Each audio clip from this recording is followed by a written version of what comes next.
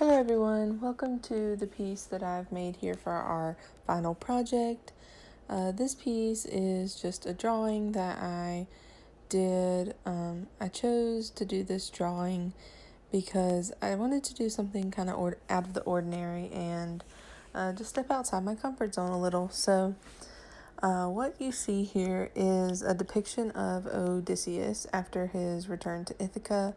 I should also mention this drawing is based off of a monologue written by Alfred Lord Tennyson. It is titled Ulysses. You will hear it in just a moment. It describes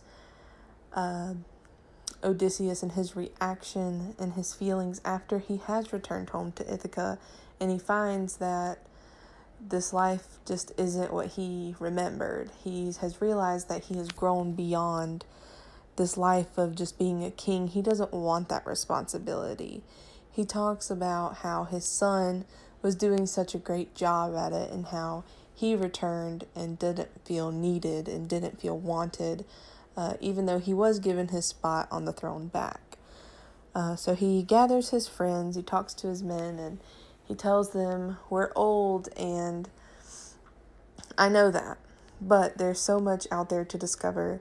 There's so much more for us to see, and there's so much that we can accomplish in what time we have left."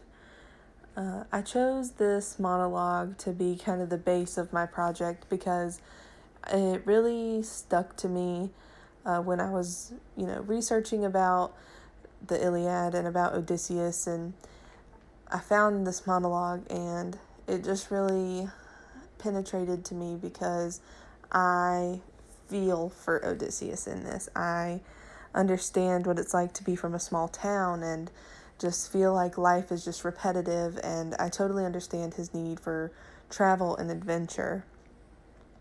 So the piece here, the reason I chose to draw this is because it's out of my comfort zone, just like Odysseus was out of his comfort zone traveling, but being out of our comfort zone helps us to grow.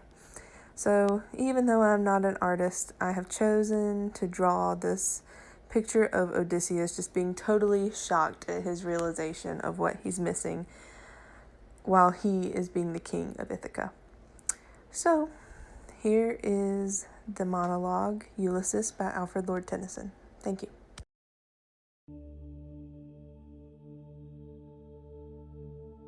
It little profits that an idle king, by this still hearth among these barren crags, matched with an aged wife, I meet and dole unequal laws unto a savage race that hoard and sleep and feed and know not me.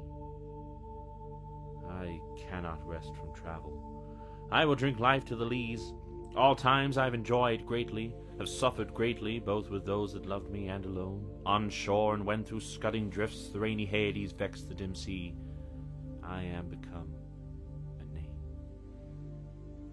For always roaming with a hungry heart, much have I seen and known, cities of men and manners, climates, councils, governments, myself not least, but honoured of them all, and drunk delight of battle with my peers far on the ringing plains of windy Troy.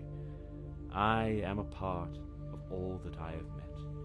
Yet all experience is an arch wherethrough gleams that untravelled world, whose margins fade forever and forever when I move. How dull it is to pause, to make an end, to rust unburnished, not to shine in use, as though to breathe were life. Life piled on life for all too little, and of one to me little remains. But every hour is saved from that eternal silence, something more, a bringer of new things, and violet were for some 3 suns to store and hoard myself, and this grey spirit, yearning and desire to follow knowledge like a sinking star, beyond the utmost bound of human thought.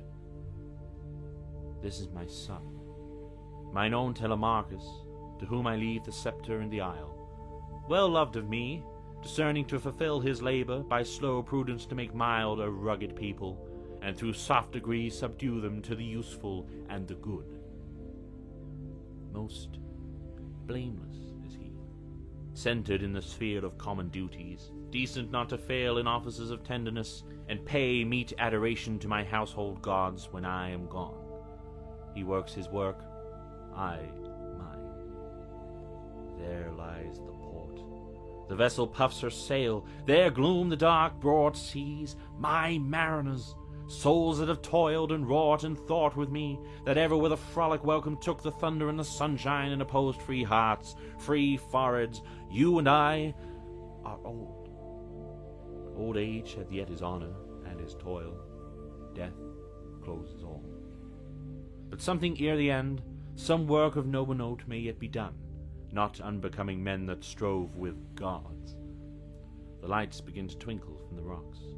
The long day wanes, the slow moon climbs, the deep moans round with many voices.